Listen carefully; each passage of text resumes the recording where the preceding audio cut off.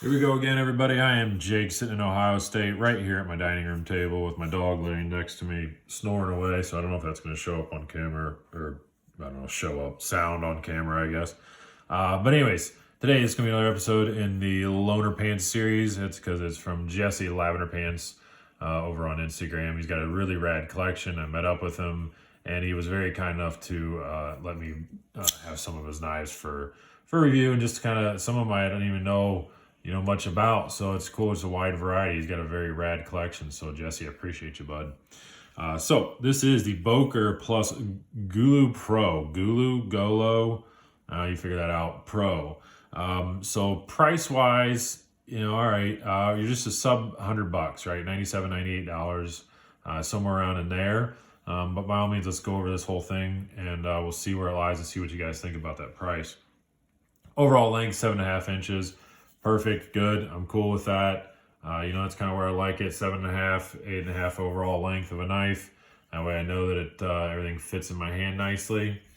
Weight-wise, 4.7, so not a light guy, but again, 7.5 and under 5 inches. That's pretty good, especially when you start talking about the materials. As you can see, these are all stainless steel scales on it, or liners, whatever frame. That's what I'm trying to say, stainless steel frame.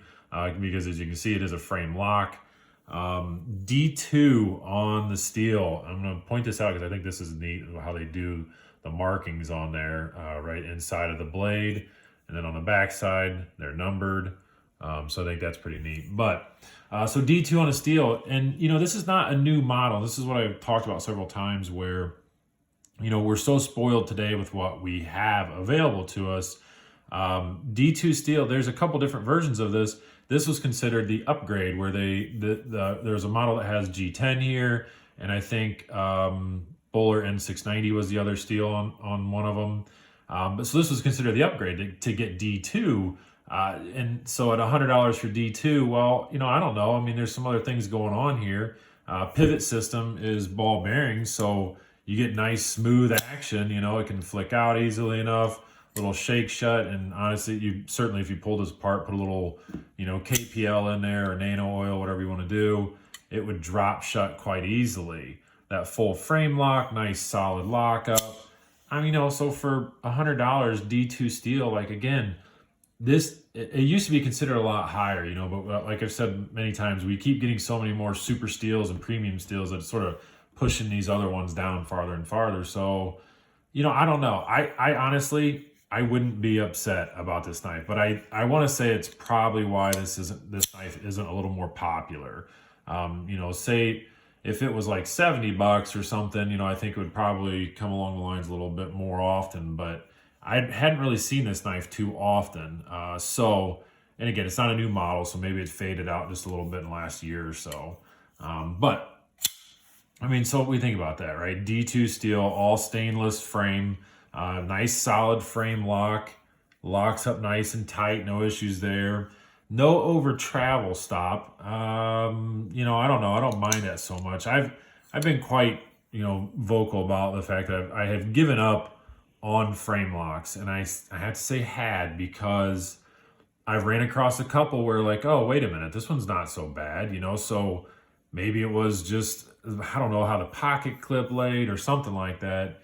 This one I don't have a problem with, and usually the issue is when I want to go and just slow roll it out. I've said it before, sometimes I'm in school systems or in high-end offices, and I don't want to always do that. That's a very noticeable clank and fast motion. So, if I can just do this, cut the tape off or whatever I need to and put it back away, that's fine. And I can do that really easily with this, and I don't even have to honestly think about my finger placement. That's usually where my hang up is with frame locks, that I'm pushing right there on the detent. And then, yeah, obviously if you do that, it won't come out. But I mean, if I pull this out of my pocket and I don't even think I can feel that pivot collar right there. I mean, I don't know if I do that, it works perfectly fine. So, and tied in with the ball bearings, everything kind of just flows really easily. So I really appreciate this thing. I honestly, I really, really like this knife. This is a very, very cool knife. Overall, the blade design, beautiful. It's one of my favorite, which is just, nothing more than a drop point. You got a pretty high grind on it. and just nice big belly. This is just an overall, I certainly would put this in that EDC category that I talk about, you know. But I also, I mean, I wouldn't be afraid for this to be a weekend knife, you know, hard use. Look, that's a thick piece of steel back there. I really wouldn't be scared to use this for hardly anything. I mean, would I go baton it? You know, I don't know. I wouldn't do that with any fixed blade, I guess. I mean, maybe some of those big cold steels, but I don't know. The fact that I would feel comfortable doing every standard task, and because of the decisions they made on the design, it looks nice too. So if I'm in an office, I don't think that this is an aggressive looking knife. You know, so I just think it looks great. I think they did a great job ergonomics wise. Yeah, it is a little small. The fact I've talked about before, you know, it's only 3.5. I mean, I can squish up and get it, and that works perfectly fine. And a little bit, you know, that little curl back there is kind of still sticking out. But even if at 3 fingers, you know, I'll talk about that as well. It's like when you hold your phone, you know, you just kind of do that and use what you need to. The pivot collar, they did, you know, a little bit of different pivot collar on them. And honestly, it's quite functional as, you know, just some sort of grip. I don't know if that was intentional, but you can feel those little ridges. Yeah, it picks those ridges up nicely. See all those ridges? Well, you can feel that when you go to, you know, when you're holding the knife. So maybe that's even a little extra thumb placement. You can figure out, kind of index the knife. So that's pretty cool. Pocket clip, not my favorite pocket clip, but I don't think you get quite a bit sticking out. It's not 100% enough to deter. I can tell you that if I had this, I would guarantee that this MXG Gear pocket clip would fit that. It's almost the same, just 2-space pattern like a Kaiser or whatever. So I would probably want to replace that. They did some nice pops of color on it, all the different blues you can see, barrel spacers are even blue. So, you know, look, I really I think this is definitely, I don't want to say underrated, but underappreciated. That's the best word. It's an underappreciated knife. So let's put it down here. We'll do some comparisons. We already had the steel wheel cut jack, which I really need to clean for my next video. Look, that's almost the same size there. It's pretty close. And again, you know, just a pretty good overall knife. Just your standard EDC knife. Here's a little bit bigger guy, the Civivi Praxis.